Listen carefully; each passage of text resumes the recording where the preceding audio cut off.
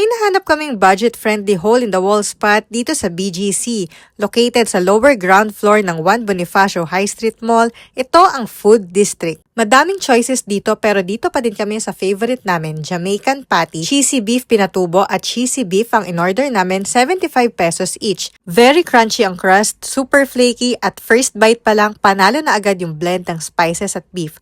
Perfect siya as snack or quick meal kapag craving ka ng something different pero sobrang satisfying. Perfect na perfect for merienda. Nakita din namin itong Mamu na Kukohi na nag-o-offer ng mochi donut for only 19 pesos per piece at super friendly na mga staff nila.